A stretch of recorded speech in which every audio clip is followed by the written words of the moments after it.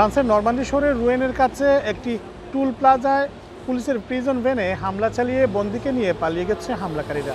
আদালত থেকে কারাগারে ওই বন্দীকে নেয়ার পথে এই হামলার ঘটনা ঘটে বলে জানা গেছে। এই হামলায় কয়েকজন হতাহত হয়েছেন। জানা গেছে হামলাকারীরা দুটি গাড়িতে করে আসে ও ঘটনাস্থলে ভারী অস্ত্র দিয়ে প্রিজন ভ্যানে গুলি বর্ষণ করতে থাকে। মাত্র 2 মিনিটের মধ্যে অতর্কিতে এই হামলা চালিয়ে তারা পালিয়ে যায়। এই ঘটনার পরপরই দেশ জুড়ে নিরাপত্তা ব্যবস্থা জোরদার করা হয়েছে। এদিকে দেশটির প্রেসিডেন্ট এমানুয়েল ম্যাক্রো জানিয়েছেন, সর্বোচ্চ গুরুত্ব দিয়ে হামলাকারীদের গ্রেফতারের জন্য সরকার ব্যবস্থা নিচ্ছে। তিনি এই ঘটনায় শোক ও নিন্দা জানিয়েছেন।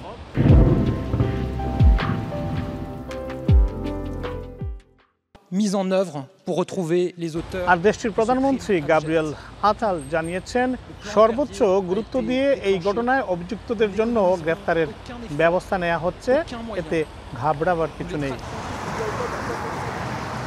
ফরাসি প্রসিকিউটররা জানিয়েছেন, বন্দী ওই ব্যক্তির নাম মোহাম্মদ আমরা, যার বয়স 30 বছর। তার বিরুদ্ধে ডাকাতি ও অপহরণ সহ বেশ কয়েকটি অভিযোগ রয়েছে। ফ্রান্সে আর কিছুদিন পরে অনুষ্ঠিত হবে অলিম্পিক। তার আগে পুলিশের প্রিজন ভ্যানে এমন হামলায় দেশটির নিরাপত্তা ব্যবস্থা নিয়ে প্রশ্ন উঠেছে। মোহাম্মদ লুৎফুর রহমান বাবু, সময় সংবাদ, ফ্রান্স।